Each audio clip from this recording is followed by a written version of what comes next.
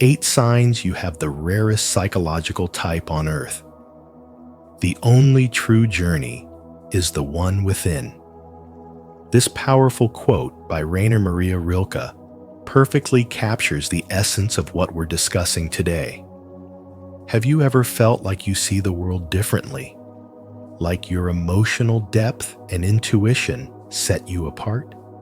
In this video, 8 signs you have the rarest psychological type on Earth. We're going to illuminate the path for those unique souls, revealing the traits that not only make you rare, but also hold the key to profound personal growth and lasting happiness. If you recognize yourself in these signs, I encourage you to apply these principles to your daily life. They are a roadmap for living in alignment with your truest self. Watch until the end and let me know in the comments below. Which of these signs resonates most deeply with your own inner world? Let's start the journey. 1. Sacred curiosity and radical questioning. The rarest psychological type is defined by a deep-seated sacred curiosity and radical questioning, an unwavering orientation toward the hidden meaning in life, systems, and relationships, refusing to settle for surface-level explanations or the passive comfort of conformity. Unlike those who readily accept established norms, you feel a potent inner urge to challenge the why, look behind appearances, and intuit the truths obscured by everyday behavior. This isn't defiance. It's the signature of an exceptional mind, mirroring Carl Jung's transcendent function, the rare capacity to hold paradox and perceive uncomfortable truths that others avoid.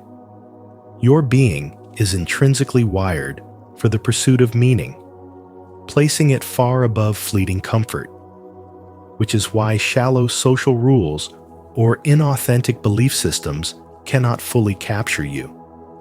Your inner world demands genuine resonance, rejecting borrowed conclusions and inherited ideas.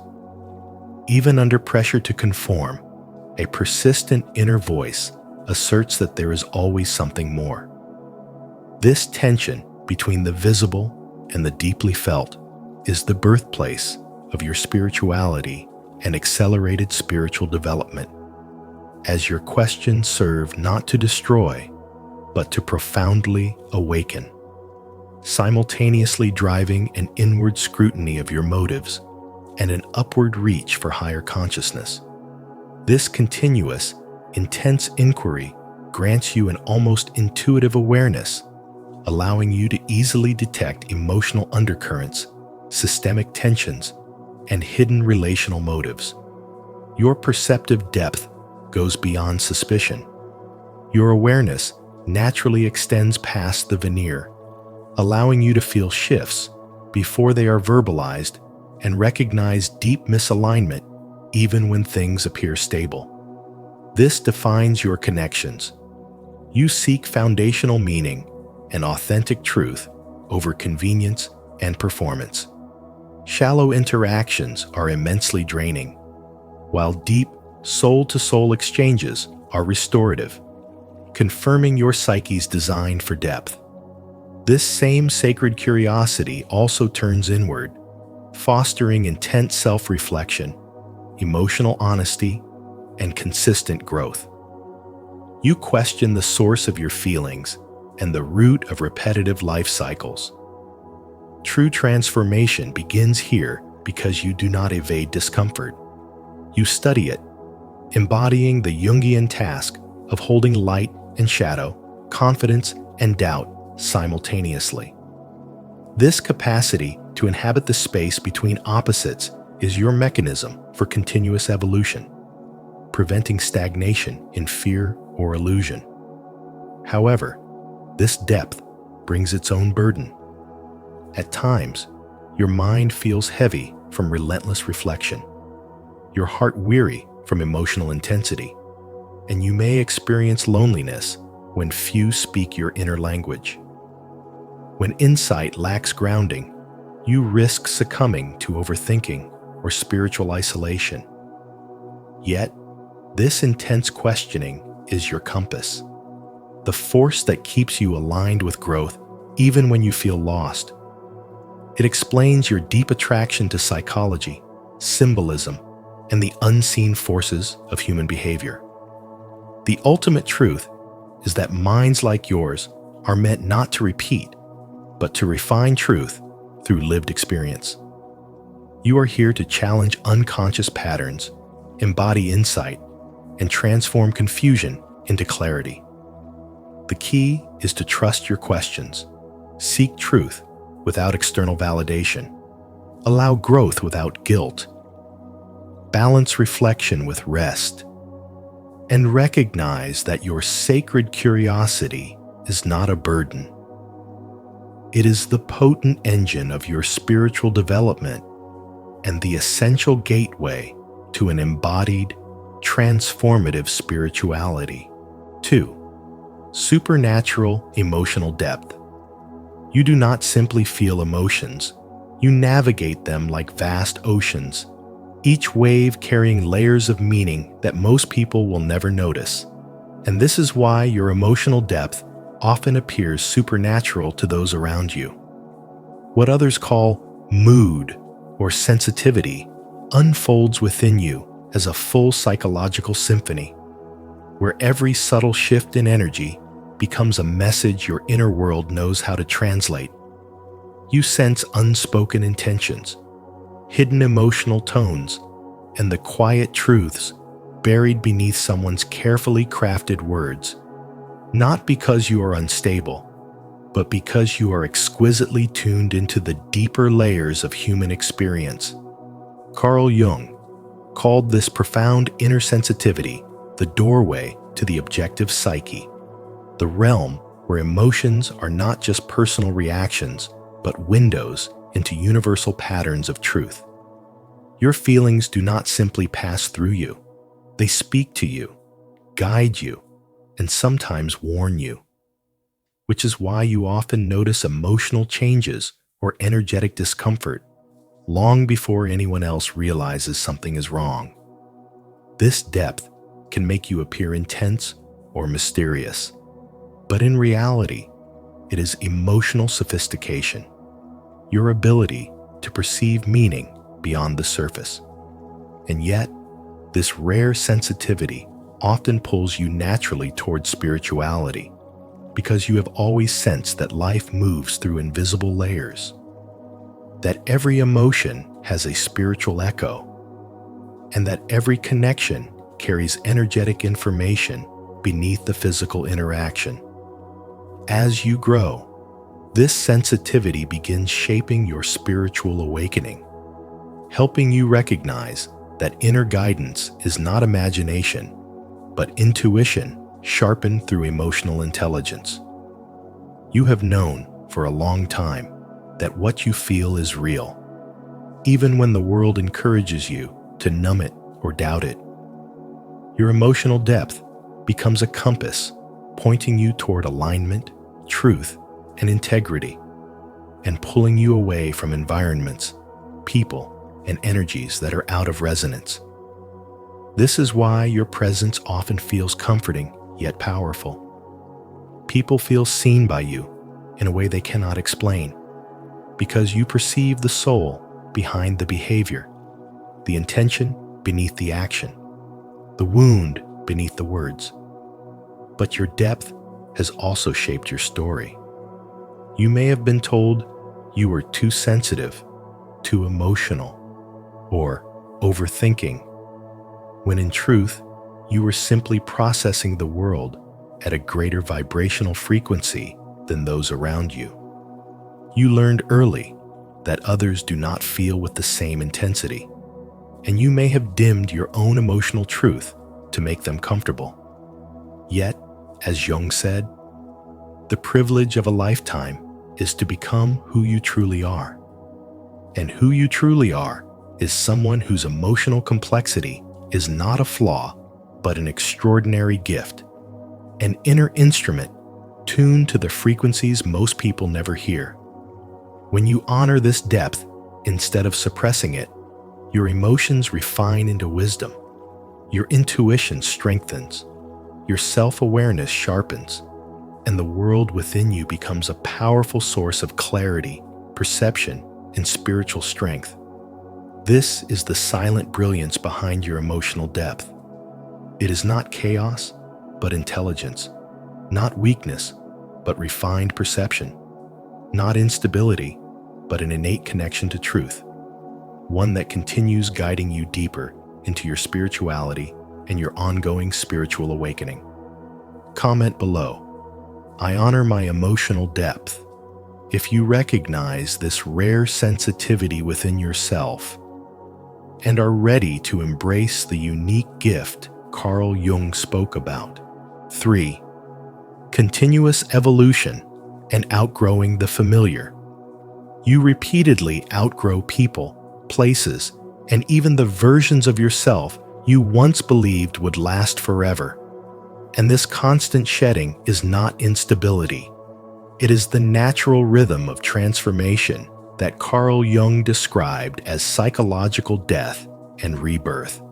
Each time you evolve, something within you must quietly end so something deeper can begin. And that process is rarely comfortable. You begin to feel that you can no longer return to spaces that once felt familiar because they now require you to dim your truth, soften your awareness, or pretend to be smaller than you have become. What once felt like home now feels restrictive, and this inner conflict is one of the clearest signatures of a rare psychological type. As your awareness expands, your tolerance for what is false, stagnant, or misaligned disappears. And this is where many relationships, environments, and even identities begin to fall away. People who once understood you may no longer recognize you, not because you are lost, but because you have changed at a level they cannot yet follow. Jung once said, "What looks like a breakdown is often a breakthrough." And this truth becomes visible in your life as cycles of ending and renewal that shape your character again and again. Every time you rise into a new level of clarity, you lose access to the world you came from, and that loss can feel painful, confusing, and deeply lonely. Yet this loneliness is not emptiness. It is the space where your new self is being formed. You are no longer able to bend your values just to preserve connection, and you no longer have the ability to ignore what your soul now sees. Your growth becomes irreversible. Once a truth is seen, it cannot be unseen. Once your inner world shifts, your outer world must eventually follow. This is why others may resist your change, judge it, or misunderstand it. Your evolution reflects what they may still be avoiding within themselves, and not everyone is ready to face that reflection. This is where spiritual wisdom quietly weaves into psychological transformation. You are not simply changing for ambition, success, or appearance. You are changing because something inside you demands alignment between who you are becoming and how you are living. You would rather experience discomfort than live in contradiction. You would rather walk alone than walk falsely. This is the cost of deep awareness and the quiet mark of a rare inner structure. As Carl Jung warned, the privilege of a lifetime is to become who you truly are. And that privilege often arrives wrapped in the pain of outgrowing what once felt safe. Each time you move forward, you leave behind not only people and places, but entire identities, old fears, old beliefs, old self-definitions that no longer hold your truth. Your life begins to feel less like a straight road and more like a series of initiations. Endings arrive without asking permission. New beginnings rise before you feel ready. Yet with every cycle, your inner authority strengthens, your clarity deepens, and your attachment to illusion weakens. You slowly stop fearing loss because you finally understand that every loss has been shaping your ability to live authentically. At a certain point, you no longer ask why doors keep closing behind you. You understand that they close because you no longer belong in the rooms they lead to. This awareness is not only psychological, it is spiritual. True spiritual wisdom is not about staying the same while speaking higher truths.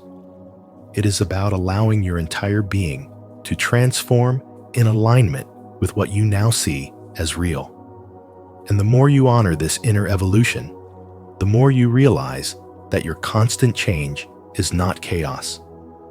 It is the quiet proof of an awakened inner compass, guided not by comfort, but by truth. As Carl Jung revealed through the depths of the human psyche. 4. Conscious independence and self-built identity. You possess a rare psychological blueprint defined by profound independence and an identity forged entirely from within. This self-reliance wasn't a choice of comfort, but a necessity born from adversity, forcing you to cultivate an inner strength long before external validation was an option. Rather than seeking approval, you build your core self layer by layer through relentless self-reflection and quiet endurance, embarking on what Carl Jung called individuation, the challenging path toward wholeness that most consciously avoid. While others learn to belong by fitting in, you learn to thrive by standing alone. This separation didn't harden you. It meticulously refined you, transforming necessity into clear awareness and isolation into centeredness.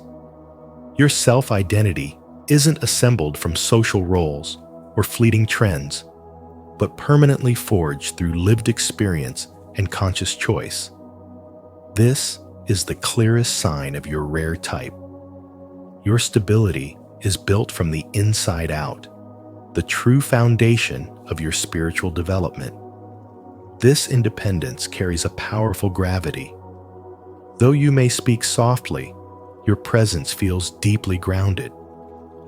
You do not cling to others for completion, having mastered the truth that wholeness must be cultivated internally.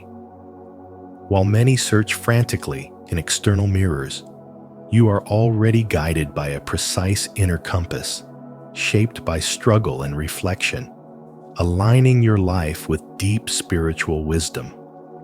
As Jung observed, the privilege of a lifetime is to become who you truly are, a truth you didn't wait for permission to pursue. Life put you on this path early, fostering discernment over dependency and genuine depth over imitation. This internal anchoring makes you not cold, but resiliently self-possessed. Your independence is the highest form of connection. You seek to share your completeness, not fill a void. This very self-possession is why people are drawn to you, yet simultaneously unsettled. Your self-built identity quietly reflects the internal work they have yet to face, exposing the fragility of unconscious living without a single word. The deeper you travel this path of individuation, the more apparent it becomes that your psychological strength is inherently spiritual. You stop looking outward for definition and start listening to your intuition and conscience, a truth felt, not seen. This steady courage to stand in your unique truth is where true spiritual awakening begins, making your life a silent, powerful expression of timeless wisdom. Affirm your inner strength by commenting below, "I am sovereign in my identity." Let this be your reminder that your independence and self-built identity are guiding you toward your highest truth. 5. Hyperperceptive intuition. Your hyperperceptive intuition gives you an ability that most people will never fully understand, because you do not simply observe the world, you feel it. You sense the subtle shifts in tone, the tightening of someone's jaw, the hesitation behind a forced smile, and the unspoken truth hiding beneath polished words. This is not overthinking. It is what Carl Jung described as perception via the unconscious, a natural and immediate recognition of patterns that others step over blindly. You pick up emotional undercurrents in silence, detect mismatched energy before conflict appears, and notice the tiniest fractures in someone's behavior long before they become visible to the rest of the world. And while people may misunderstand this depth as suspicion or sensitivity, you intuitively know it is far more precise than that, because your mind works in layers. What others hear as conversation, you experience as information woven with nuance, tension, and meaning that lives between the lines.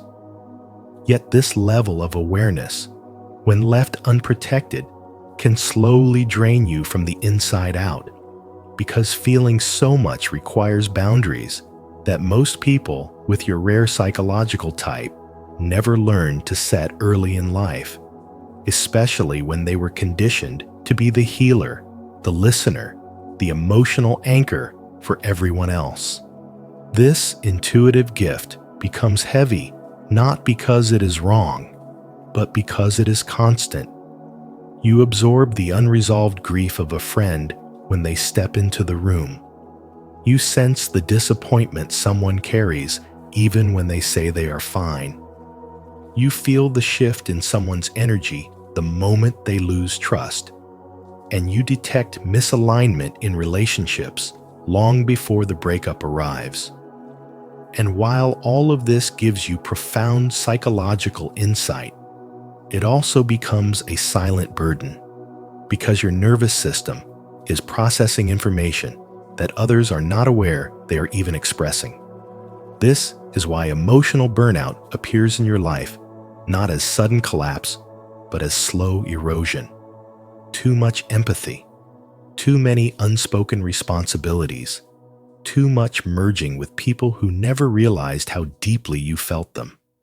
Jung warned that without conscious boundaries, the unconscious becomes a force that overwhelms rather than guides. And this is precisely the tension you live through, sensing everything, yet not always knowing how to filter what isn't yours. Here is where spirituality becomes essential, not as belief, but as a practice of self-preservation, because your spiritual awakening begins the moment you realize that your intuition is not meant to carry people, but to clarify your own path. As you grow into this awareness, you start recognizing that your intuition is not random. It is a compass. It tells you when a room is unsafe before your logic catches up. It warns you when someone's words do not match their energy.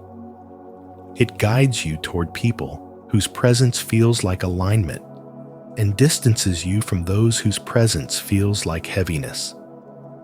With time, you learn that not every emotional signal requires intervention. Not every tension requires healing. And not every sorrow you sense belongs in your hands. You begin to separate empathy from responsibility, compassion from self-abandonment, and awareness from absorption. And once you understand that your sensitivity is not weakness, but refined perception, you stop apologizing for noticing what others overlook. You stop shrinking yourself to make people comfortable. You stop explaining how you know things you shouldn't know. Instead, you trust the quiet truth rising inside you, the same truth that Jung spent his life studying. When the unconscious speaks, the wise learn to listen. And in honoring this rare gift with stronger boundaries, clearer intuition, and deeper self-respect, you transform your hyper-perceptive nature from emotional exhaustion into spiritual clarity, allowing your inner world to become not a sponge for others, but a sanctuary for yourself. 6. Intense craving for meaning and authenticity. You carry an intense craving for meaning and authenticity that quietly governs the way you think, feel, and move through the world. And this is why you cannot tolerate inauthenticity in any form. Shallow goals feel empty to you. Surface-level conversations feel exhausting, and unaligned paths feel almost painful to follow because your inner world demands truth, coherence, and depth. You are not satisfied with appearances or borrowed identities. You want what is real beneath the surface. This inner demand is not something you learned. It is built into your psychological structure, and it constantly pulls you toward alignment between who you are inside and how you live on the outside. Because you live with this level of inner integrity, you naturally reject what is false without needing to argue or attack it. You may simply lose interest, withdraw your energy, or quietly choose a different path. Yet even in your silence, your presence has an effect. Without intending to, you challenge others to confront their own masks, because your refusal to participate in illusion highlights where others are still pretending. In this way, you function as what can only be described as an evolutionary catalyst. Change is stirred in your presence, not because you demand it, but because your way of being exposes what is misaligned. As Carl Jung expressed so powerfully, the privilege of a lifetime is to become who you truly are. And this truth is not just an idea for you. It is a lived experience that shapes your daily choices. Your devotion to truth often places you on a different rhythm from the world around you. You may feel out of place in environments that reward performance over substance or status over sincerity. What excites others may leave you cold, while what truly moves you is meaning, purpose, and inner coherence.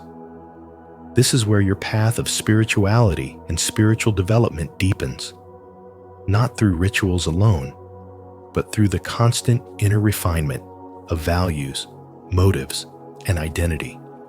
You are not driven to accumulate more masks. You are driven to remove them.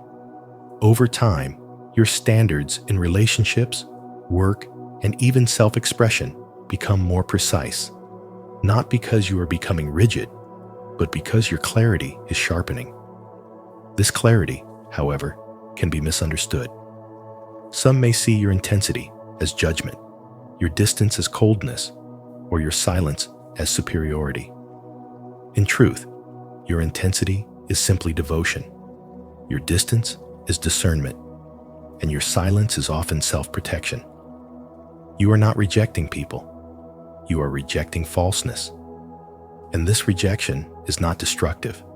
It is surgical. It removes what does not belong so that what is true can finally breathe. Each time you choose alignment over comfort or truth over approval, something old dissolves and something more essential begins to take shape. Your life, therefore, becomes less about fitting into the world as it is and more about embodying the deeper potential of who you are becoming. Growth for you does not feel like climbing higher. It feels like going deeper. It feels like shedding, refining, and remembering. You begin to realize that your sensitivity to falseness is not a weakness to be corrected, but a gift to be mastered. It protects you from wasting years on what does not matter. It guides you toward relationships built on truth rather than performance. It anchors you in a form of spirituality that is lived through integrity, not merely spoken through beliefs. And through this discipline of inner honesty, you quietly encourage others to begin their own transformation simply by standing in what is real. Don't forget to subscribe for more wisdom on transforming your search for meaning into true inner fulfillment. 7. Transformational presence. Your presence carries a quiet gravity that few can name but many can feel. A gentle yet undeniable pull that makes people open up, soften, and unravel truths they have kept buried for years. Because something about the way you listen, without judgment, without rushing, without needing to prove anything, creates an atmosphere where the soul finally exhales. Carl Jung called this the helper syndrome, a rare psychological pattern found in those whose empathy is so deep and whose spirituality is so instinctive that transformation happens around them almost effortlessly. You don't force change. You don't preach change. You simply embody a stillness that invites others to find themselves again, as if your energy quietly tells them, it's safe now. You can come home to yourself. And yet, this powerful gift often begins as a subtle pattern you don't even notice at first. Strangers confide in you within minutes. Friends tell you their darkest truths with trembling voices, and people who usually hide behind emotional armor suddenly break open in your presence. They might say, I don't know why I'm telling you this. And the truth is, they don't, but their subconscious does. Your presence feels like a sanctuary, a warm room in the middle of a storm, a soft ground where their defenses melt and their real selves step forward. This is the mark of someone deep in the process of spiritual awakening, someone whose inner clarity and emotional intelligence naturally extend into the outer world. People feel lighter after talking to you, not because you solved their problems, but because your calmness reorganizes their chaos. Like two chemical substances meeting, as Jung famously said, if there is any reaction, both are transformed. And with you, there is always a reaction gentle, healing, and often life-changing. But with this gift comes a quiet burden, one that grows heavier if you don't learn the spiritual wisdom hidden underneath. When you hold space so deeply for others, you risk becoming their emotional anchor, the person they lean on for stability, clarity, and meaning. And while your empathy is expansive, it is not infinite. Over time, you may notice your energy fading after long conversations, your thoughts sinking under the emotional weight you've absorbed, your spirit becoming quieter, not in peace, but in exhaustion. This is where discernment becomes essential. You are here to guide, not to carry, to reflect, not to absorb, to support, not to lose yourself inside someone else's inner storm. Without boundaries, the helper becomes the one who needs help, not because they are weak, but because they gave too much without realizing their own needs. As your spirituality deepens, you learn to distinguish between being present and being consumed. You begin to understand that true service does not wound the servant, and real compassion does not require self-sacrifice. You start recognizing the moments when someone seeks your presence not to heal, but to escape their own responsibility. The moments when silence is wiser than advice. The moments when walking away is more loving than staying. And with this awareness, your transformational presence evolves into something even stronger, an energy that heals without draining, that guides without rescuing, that empowers without absorbing the other person's shadows. Your role changes from emotional sponge to conscious mirror, from quiet caretaker to awakened soul who knows how to hold space without losing yourself inside it. And in that shift, you discover the rarest truth of all. Your presence transforms others most powerfully when you are also fully present for yourself. To honor your transformational presence, declare it with confidence. Comment below, "I rise and transform," to affirm your growth and inspire others to awaken their power too. 8. Deep inner sense of purpose, even if undefined.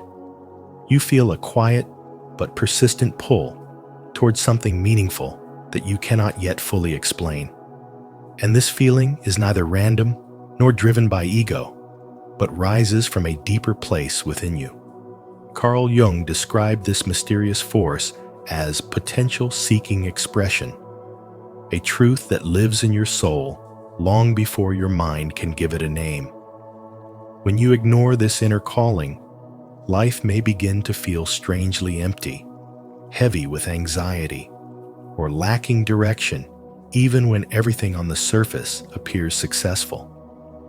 Yet when you begin to live in harmony with it, a subtle but powerful sense of peace and fulfillment starts to grow.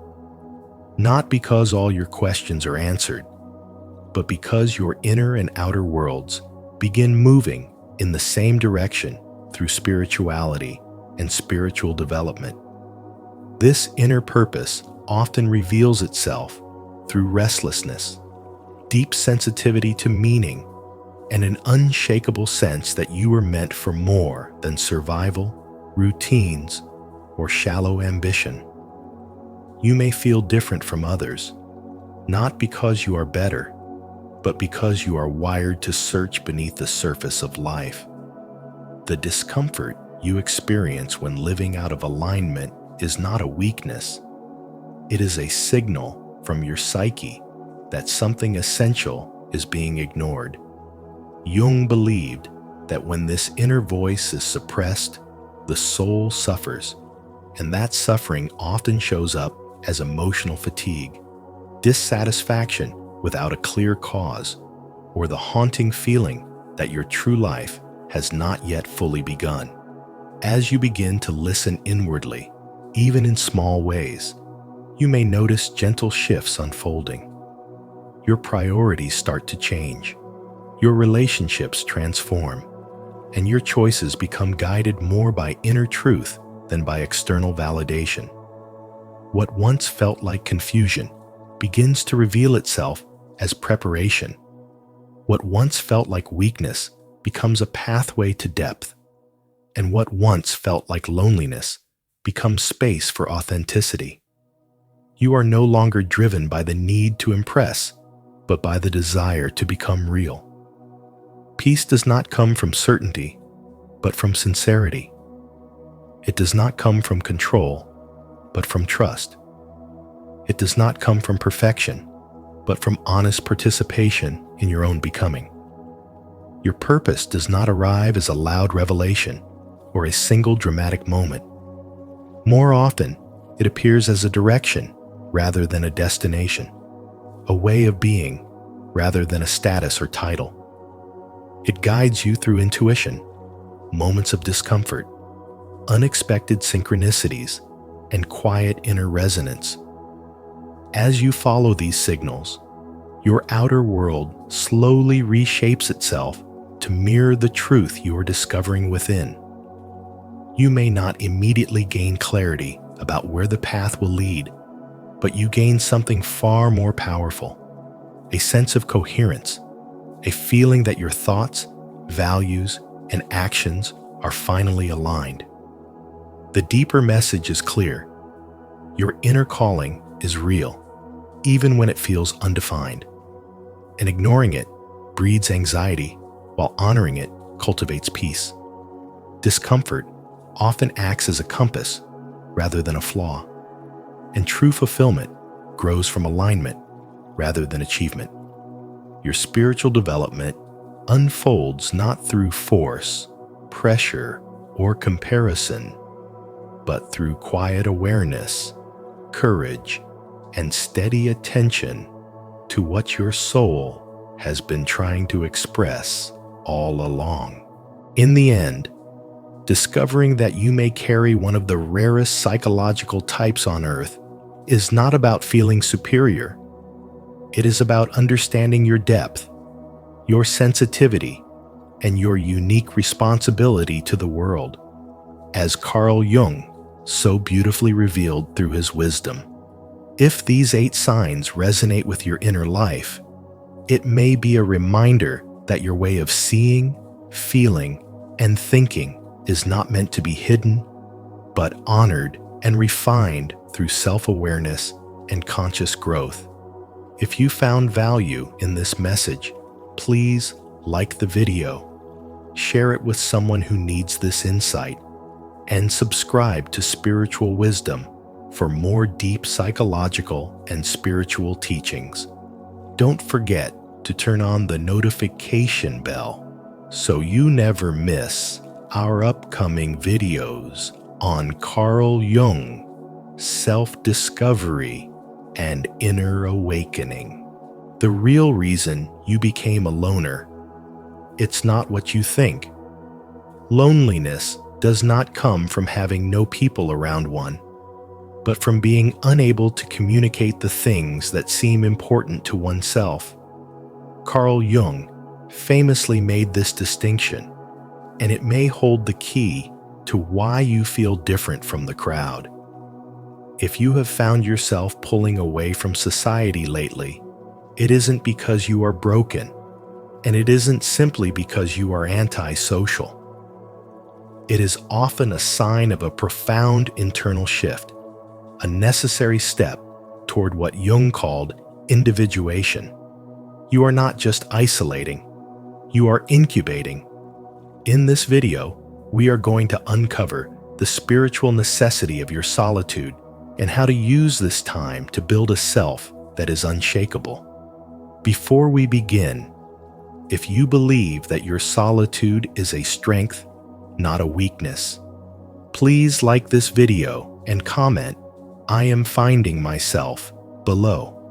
Let us journey into the wisdom of the introverted soul. 1. Loners are not born. They are conditioned in childhood. Loners are not shaped by personality labels or simple introversion. They are shaped by repeated emotional neglect in childhood, often so subtle that no one notices it while it is happening. A child does not suddenly decide to withdraw from the world for no reason. The withdrawal slowly forms when emotional needs are overlooked again and again, when feelings are minimized, when questions go unanswered, when attention is inconsistent, and when love feels conditional. In these quiet moments, the child learns a powerful lesson without anyone ever saying it out loud. Needing too much is dangerous, expressing emotions is unsafe, and relying on others leads to disappointment. Over time, the child adapts by turning inward, creating an inner world that feels more stable than the outside one. What looks like independence from the outside is often a nervous system trained to survive without emotional support. This is where the roots of the loner identity truly begin. As this pattern repeats, the child becomes unusually observant and emotionally alert. They begin to read the moods of adults, sense shifts in energy, and adjust their behavior to avoid conflict or rejection. They learn to be quiet, agreeable, and self-reliant, not because it is their nature, but because it is what keeps them emotionally safe.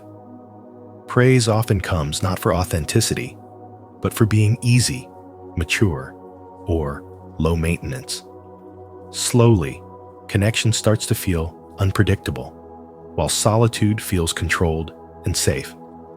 This is why many loners grow into adults who can move through social spaces smoothly while still feeling detached inside. They may be surrounded by people, yet feel emotionally alone. According to Carl Jung's psychological insight, this creates a shadow pattern.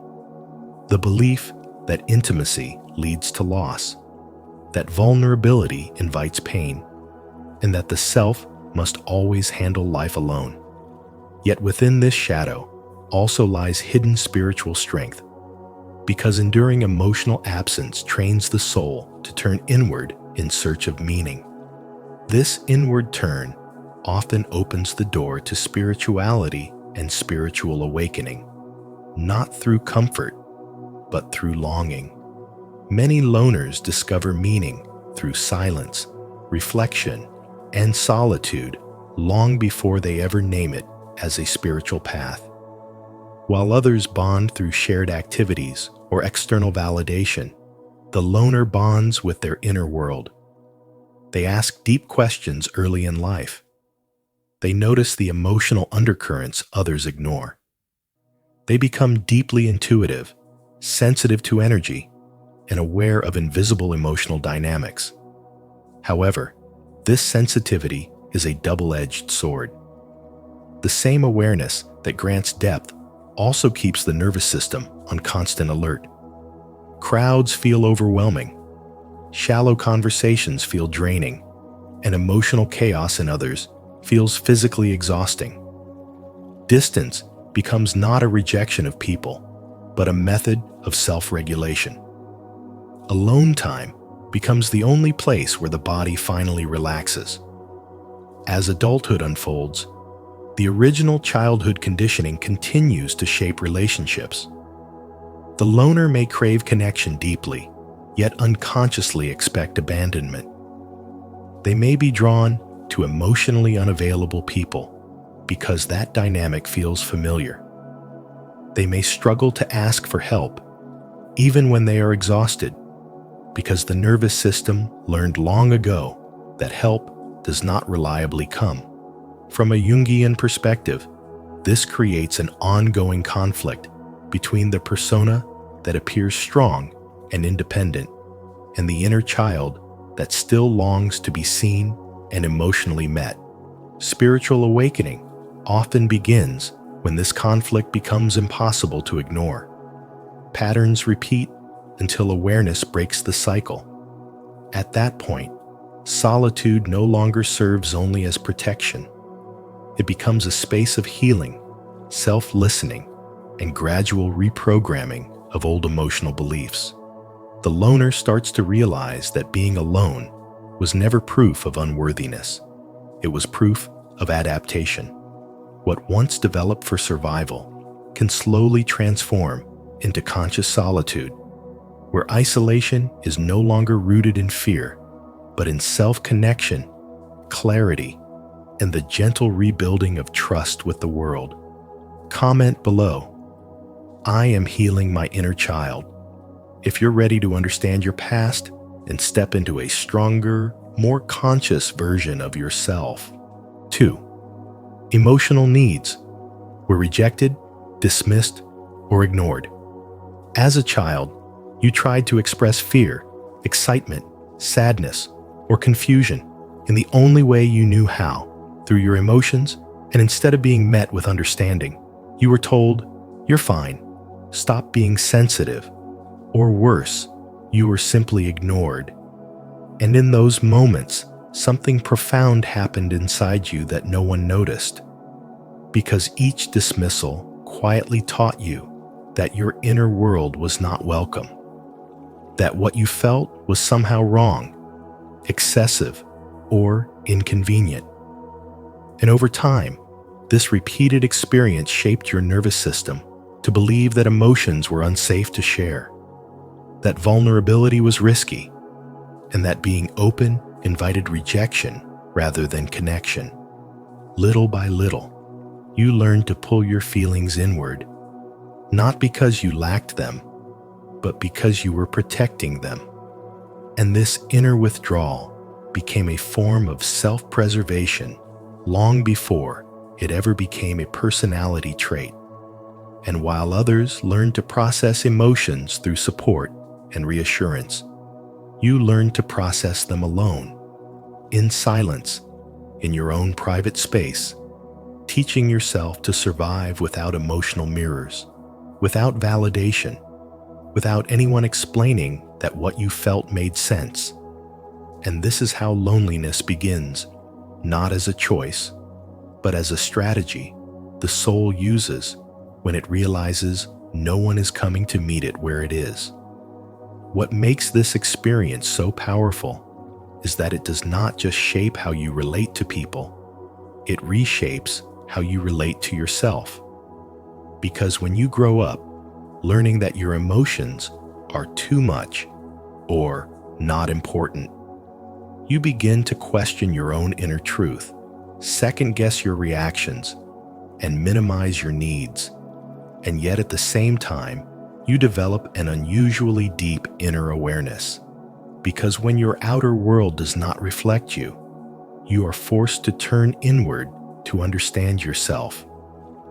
And this inward turning is often the first quiet step towards spirituality and spiritual development, even if you did not have the language for it at the time. You did not become distant because you lacked the ability to care. You became distant because you cared deeply in an environment that could not hold that depth. And so your sensitivity learned to armor itself. Your openness learned to observe before it trusted. And your heart learned to stay guarded until safety was proven rather than promised. And this is why solitude can feel comforting rather than empty to you. Because it was the place where you were never told to shrink, where your emotions did not have to explain themselves, and where your inner world could exist without interruption or judgment.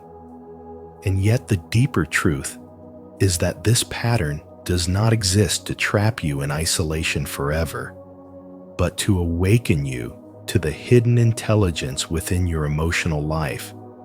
Because once you recognize that your loneliness was formed through emotional neglect rather than personal failure, something begins to shift, and your silence stops feeling like a flaw and starts revealing itself as a space of awareness, perception, and transformation.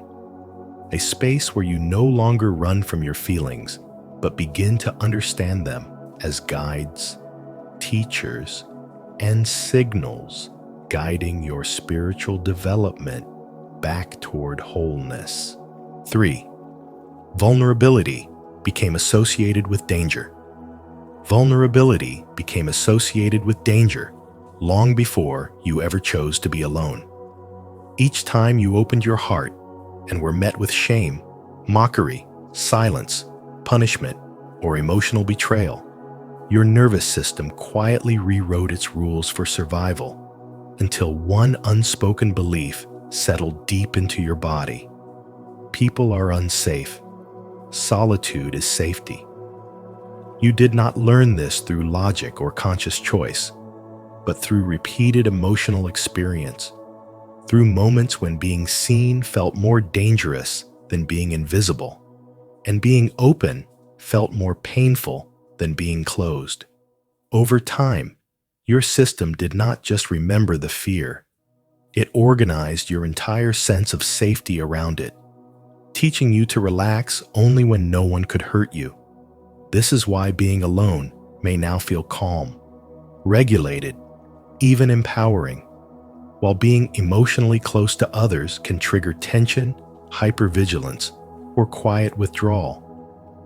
It is not because you are antisocial or broken, but because your body learned that solitude meant control and protection, while connection meant unpredictability and emotional risk.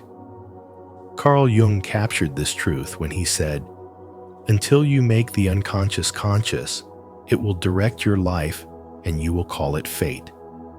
And for a long time, your preference for being a loner may have felt like personality when it was actually a survival pattern. What once protected you gradually became part of your identity, shifting from "I learned to be alone to survive" into "this is just who I am." Yet beneath this self-image lies the emotional intelligence that helped you adapt. Your solitude is not emptiness. It is a refuge built by experience. The problem arises not because you value being alone, but because the choice was once driven by fear instead of freedom. Over time, this protective structure can quietly limit your ability to receive care, closeness, and emotional nourishment, even as you pride yourself on independence. What looks like strength from the outside can sometimes be emotional self-containment on the inside, where needing nothing from anyone feels safer than risking disappointment again. As spiritual wisdom teaches, true strength is not the absence of vulnerability, but the ability to hold it without collapsing. Jung's work reminds us that what we repress does not vanish. It waits in the shadow and shapes our behavior from behind the scenes. Your loneliness, then, is not random. It is meaningful. It carries memory. It tells the story of what you learned about love, trust, and emotional safety when you were still forming your sense of the world. And yet the same mechanism that once saved you can now become the very barrier that separates you from deeper connection. As Rumi said, "The wound is the place where the light enters you." And this means the place where you learn to close yourself off is also where awareness, healing, and transformation begin. Through the lens of Carl Jung and spiritual wisdom, you begin to see that your nervous system is not your enemy. It is simply loyal to old information. It learned to equate safety with isolation because, at one time, that equation kept you emotionally alive. But safety does not have to mean solitude forever, and connection does not have to mean danger. The shift begins when you stop judging your loneliness and start listening to it. When you acknowledge that your tendency to walk alone was never weakness, but an intelligent response to emotional threat. In that realization, you reclaim your story, not as a person who is broken, but as someone who protected something sacred inside, something that may now be ready, slowly and on its own terms, to be felt, trusted, and shared again. Are you ready to release the fear around vulnerability and step into true inner strength? If so, comment below. I choose to feel safe. To mark your commitment to this journey of healing and self-discovery. 4. Self-reliance replaced human connection. After hundreds of small emotional rejections that never seemed dramatic enough to be called trauma, the child slowly stops reaching outward, not because they stop needing connection, but because each attempt quietly teaches them that needing others brings disappointment. These moments are subtle missed comfort, ignored feelings, unmet reassurance, but their accumulation reshapes the inner world. What once reached for warmth now turns inward for survival. Learning instead how to self-soothe, how to carry pain alone, and how to depend only on the self. This is where the loner identity is not chosen, but formed quietly and unconsciously as protection. What looks like strength from the outside is often built from emotional necessity on the inside.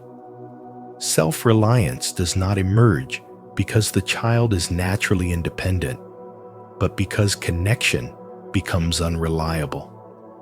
When vulnerability is repeatedly met with distance, the nervous system adapts, teaching the child that it is safer not to ask, safer not to lean, safer not to hope. Over time, independence becomes automatic rather than intentional, and emotional withdrawal becomes a learned language of safety rather than a personality trait. As Carl Jung warned, the greatest burden a child must bear is the unlived life of the parents. And without realizing it, many children inherit emotional scarcity rather than emotional guidance. They grow up believing they must regulate their fear, sadness, and confusion alone because no one else consistently does it with them. This is how self-soothing replaces human connection, not as growth, but as compensation. The child does not become emotionally numb. Rather, they become emotionally private, retreating into an inner world that feels more stable than unpredictable relationships. In adulthood, this survival pattern is often misunderstood as introversion, emotional detachment, or mysterious independence. Yet under the surface, the former child still longs for deep connection while fearing its instability. They may crave intimacy, but feel uneasy when it arrives, wanting closeness, yet bracing for disappointment. This inner conflict becomes part of their identity, strong enough to stand alone, but still silently desiring to be met. It is here that spirituality and spiritual awakening often begin to emerge, not through comfort, but through solitude that forces honest self-examination. Because connection was once unsafe, awareness becomes heightened. Loners often develop deep sensitivity to emotional shifts, tone, and subtle psychological undercurrents.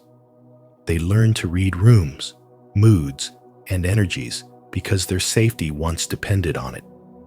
This sensitivity, born from emotional vigilance, later becomes intuition, introspection, and a natural pull towards spiritual wisdom. What began as emotional armor slowly transforms into inner perception. The independent identity continues to shape relationships, often unconsciously. The loner gives deeply, yet hesitates to receive freely. They love sincerely, yet keep part of themselves guarded. Even when connection is offered, the old pattern whispers that dependence leads to loss. Jung's insight becomes clear here.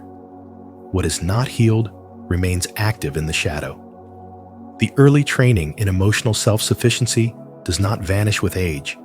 It simply changes form. Yet within this pattern lies the doorway to transformation. Solitude, once a shield, becomes a mirror. The same self-reliance that replaced human connection becomes the foundation for inner sovereignty. Through reflection, self-trust, and conscious awareness, isolation shifts from defense to discernment. What once formed from emotional absence evolves into inner presence, and the individual begins to see that the loner identity was never a personality flaw, but an adaptive response to emotional scarcity, one that now holds the potential for true spiritual awakening rather than quiet survival. 5. Loners become hyper-observers as a survival skill. Growing up in an emotionally unpredictable environment trains you to become a hyper-observer without you ever choosing it consciously. You learn to read moods, micro-expressions, subtle energy shifts, and emotional danger with astonishing accuracy, not out of curiosity, but because, as the truth states, this is not curiosity, it is a defense mechanism.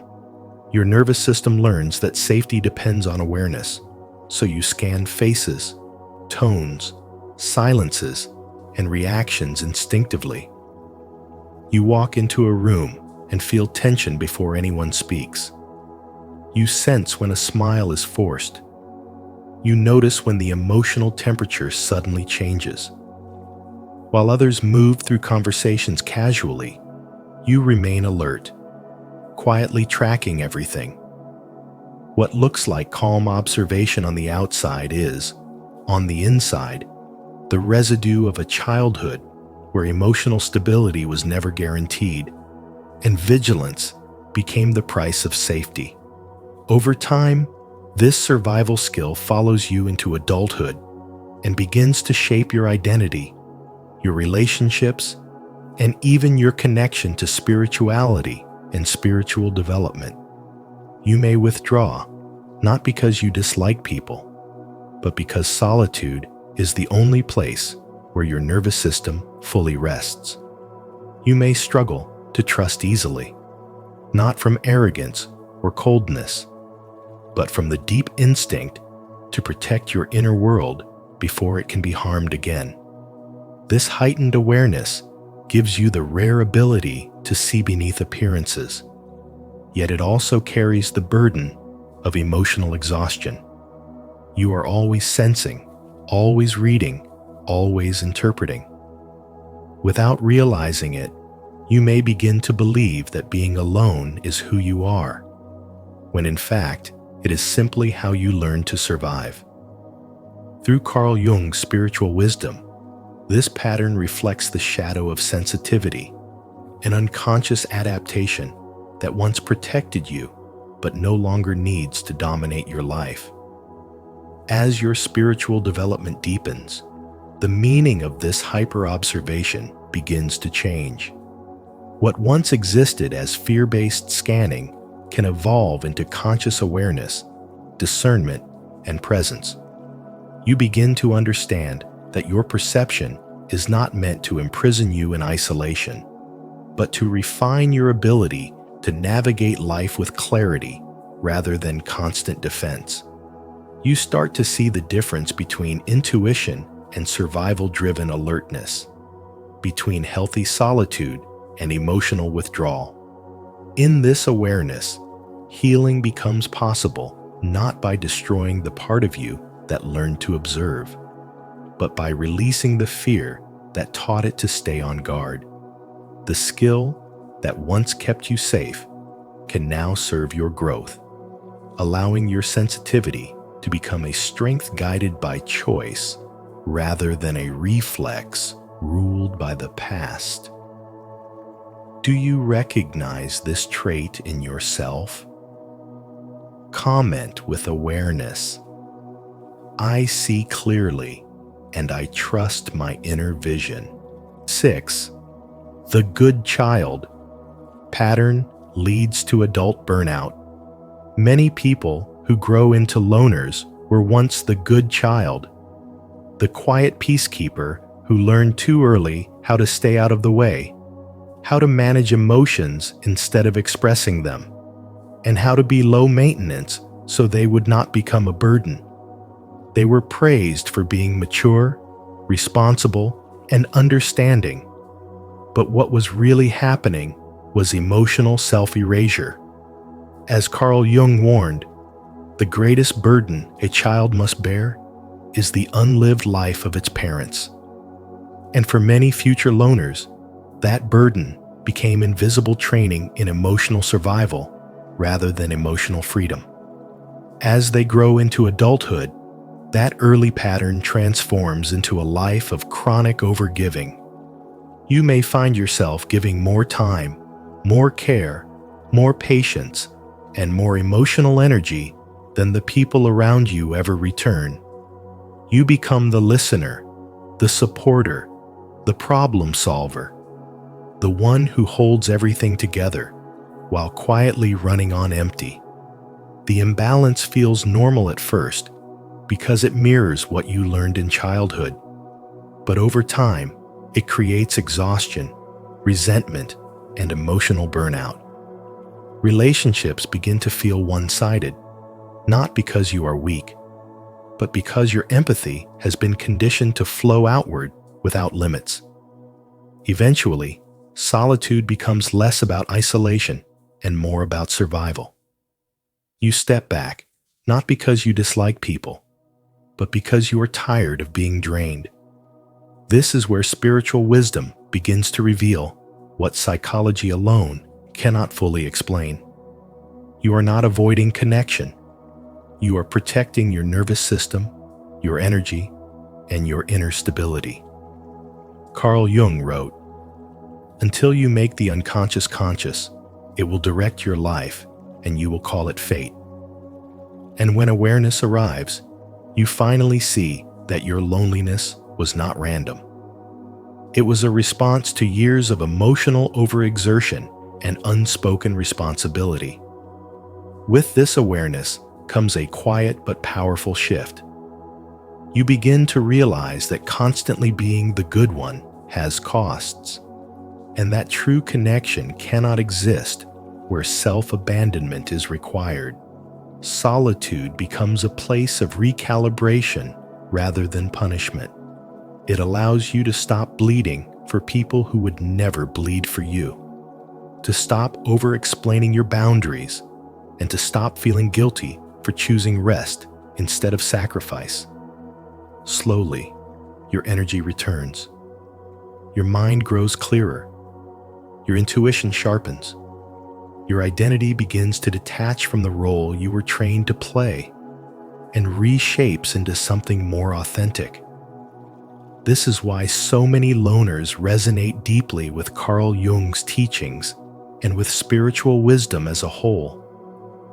What once felt like rejection reveals itself as discernment. What once felt like isolation transforms into selective connection. You no longer give from obligation, but from choice. You no longer shrink to keep the peace, but learn to let peace exist within you. The path of the loner, seen clearly, is not a path of emotional coldness. It is the slow, quiet return to the self after years of carrying what was never meant to be yours. 7.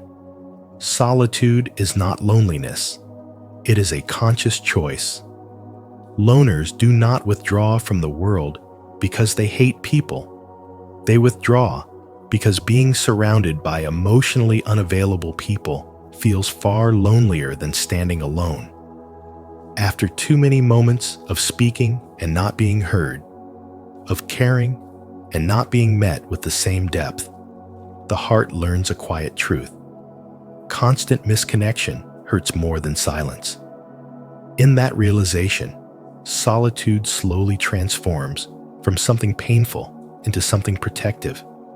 It becomes peace instead of pressure, control instead of chaos, and safety instead of constant emotional risk. When you repeatedly find yourself as the one who listens, understands, and holds space, yet never receives the same emotional presence in return, your nervous system begins to associate connection with exhaustion rather than nourishment. Each shallow conversation, each dismissed feeling, each moment where your vulnerability is met with discomfort or indifference teaches your soul that not every gathering is a place of belonging. Over time, your body reacts before your mind does, tightening in crowded spaces, longing for quiet, not because you fear people, but because you crave emotional honesty. In solitude, something profound begins to happen. Without the noise of other people's expectations, you can finally hear your own inner voice. Without the pressure to perform, explain, or shrink yourself, you start to feel what is real inside you. This is where spirituality quietly deepens, not through grand rituals, but through the simple act of returning to yourself. Here, your loneliness begins to shift into spiritual awakening, because for the first time, you are no longer abandoning your inner world just to avoid being alone on the outside. Being alone allows you to observe your emotions without judgment. You notice how grief rises and falls, how anger dissolves when it is finally acknowledged, how longing teaches you what kind of connection your soul truly seeks. You stop confusing attention with love and proximity with intimacy. You realize that real connection requires emotional presence, not just shared space. In this way, solitude becomes a training ground for emotional clarity and self-respect. Choosing to walk alone for a season is not a rejection of humanity. It is a refusal to keep betraying yourself.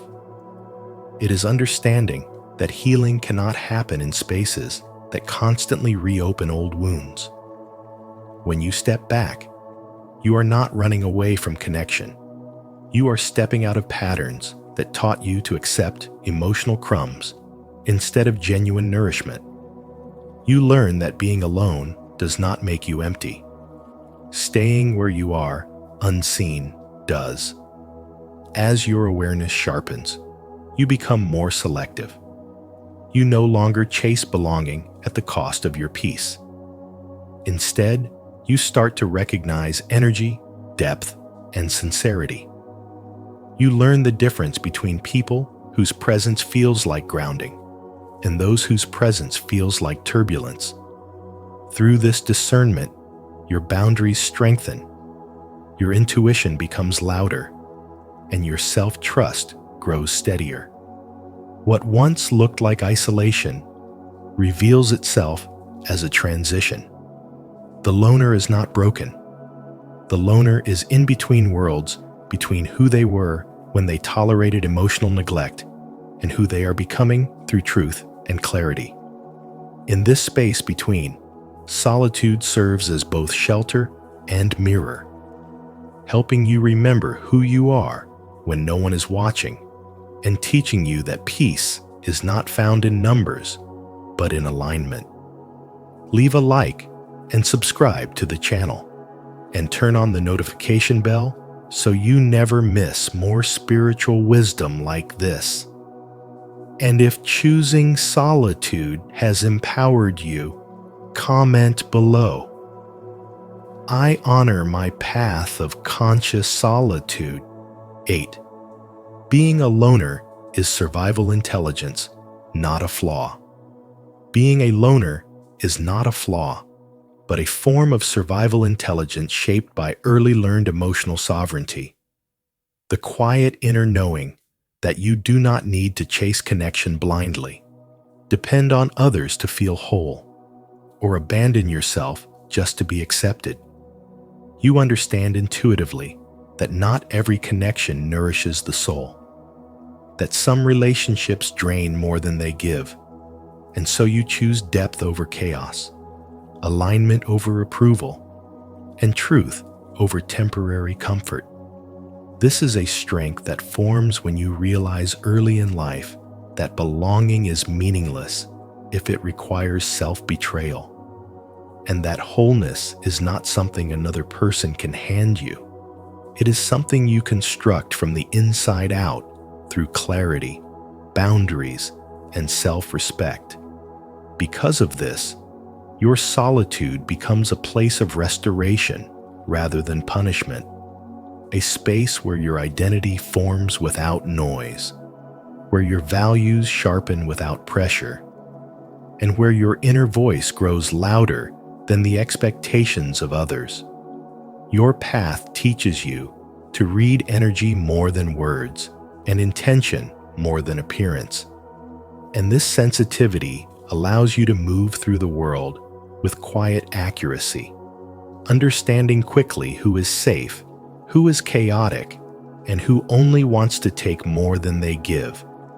You do not isolate because you dislike people. You step back because you sense the emotional cost of staying in the wrong environments, and you choose peace even when others misunderstand your distance.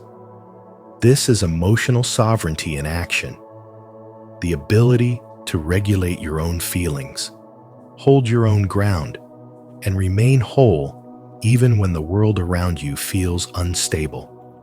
Through this, your spirituality deepens because solitude becomes the gateway to self-awareness, intuition, and inner strength, guiding you towards spiritual development that grows naturally when you are no longer dependent on external validation.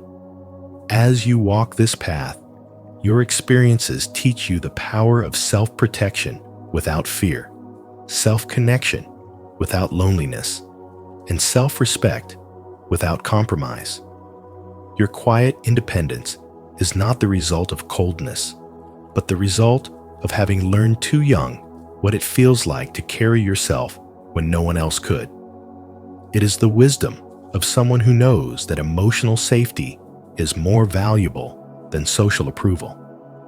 And the more you grow, the more you realize that this way of being has given you three essential truths: that choosing yourself is not selfish, but sacred. That true connection only begins when you meet others from a place of wholeness rather than need.